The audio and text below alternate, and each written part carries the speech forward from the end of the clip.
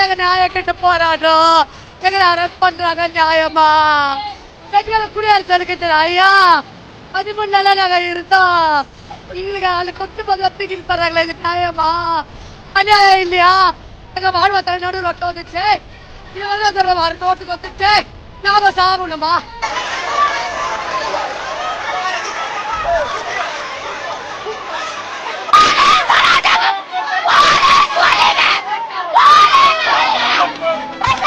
தீவிரவாதியா arrest பண்றீங்க?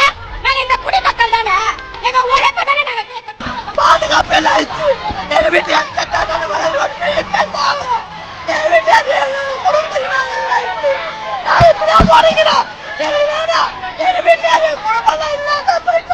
நாங்க குப்பை வர்ற வேலை செய்யறோம்பா.